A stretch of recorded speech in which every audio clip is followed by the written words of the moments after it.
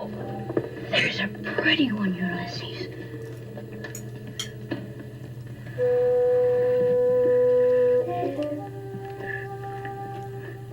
There it is.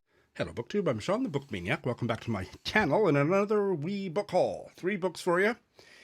First one, I don't even remember how I heard about it, which probably means I've heard about it on Bookish Twitter.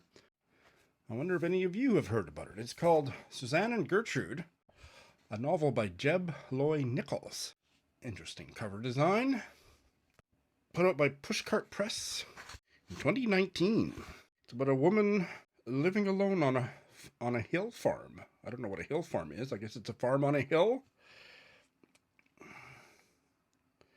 And then a donkey wanders in, named Gertrude. I hope the donkey doesn't talk, because that's the plot. That's the premise. Oh, guess that's Gertrude on the cover.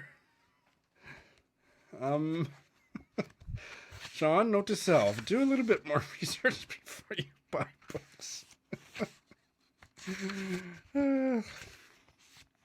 Well, here we go. A nice little illustration opposite the first page here. Let's see what it's all about. The donkey wasn't there, and then suddenly, amongst the whited weeds, it was. She doesn't see it arrive. It had come silently, using its own system of navigation. She wonders tentatively about fences and streams and public footways and gates and cattle grids. How has it managed to migrate from where it was to where it is? How has it found her? Why is it standing there that way, staring? She turns to the dim room. Tomorrow it'll be gone. These things happen out here in the hills in the winter. Animals, weeds, trees, cars, neighbors, husbands, weather. Things appear and then, without warning, vanish. Well, I love the writing, so I'm certainly not going to prevail on this one, because that was a lovely opening paragraph. As long as the animal doesn't talk, I think it'll be okay. Very excited about this one. This is Amina Cain's short story collection that was put out.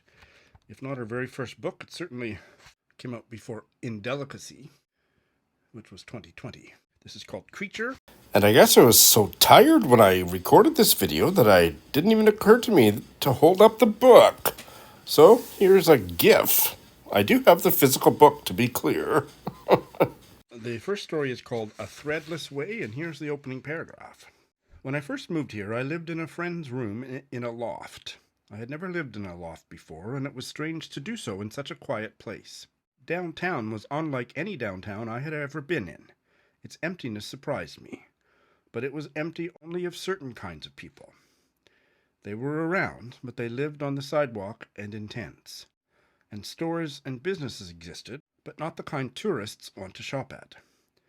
This month, August, was hot, the way I like weather to be, and in the evenings when it cooled down, I rode my bike through the neighborhoods next to mine, and sometimes to a cornfield that someone had planted nearby. I would get off my bike and look at the plants, at the cobs of corn hidden in their pale green husks. I liked that the field was there, with the city's buildings so close to it. I liked that I was there.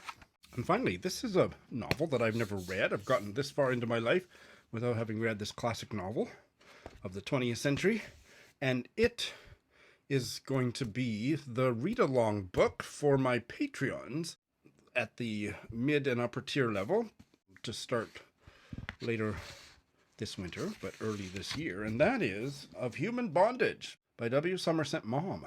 I had no idea it was so big, and I can't believe I haven't read it yet. Oh my goodness, I don't think I realized it was published so long ago, 1915. The introduction of this Penguin edition is by Robert Calder, who is a retired professor here at the U of S. He's the one that wrote the standard, or the most well-known biography of Somerset Maugham. I'll read much of page 1. It's several short paragraphs and dialogue. The day broke grey and dull. The clouds hung heavily, and there was a rawness in the air that suggested snow. A woman servant came into a room in which a child was sleeping and drew the curtains. She glanced mechanically at the house opposite, a stucco house with a portico, and went to the child's bed. "Wake up, Philip," she said. She pulled down the bedclothes, took him in her arms, and carried him downstairs. He was only half awake. "Your mother wants you," she said. She opened the door of a room on the floor below and took the child over to a bed in which a woman was lying. It was his mother. She stretched out her arms, and the child nestled by her side. He did not ask why he had been awakened. The woman kissed his eyes, and with thin, small hands felt the warm body through his white flannel nightgown. She pressed him closer to herself. "Are you sleepy, darling?" she said. Her voice was so weak that it seemed to come already from a great distance. The child did not answer, but smiled comfortably. He was very happy in the large warm bed with those soft arms about him. He tried to make himself smaller still as he cuddled against his mother, and he kissed her sleepily. In a moment he closed his eyes and was fast asleep. The doctor came forward and stood by the bedside. "Oh, don't take him away yet," she moaned.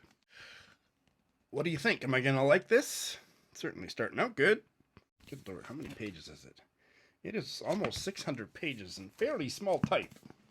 I can do it. Our first read-along was in the fall of 2023, and I got sick and had stuff, so I was a month or so late checking in, and that was awful. I'm going to stay on track definitely for this one. Thanks for watching.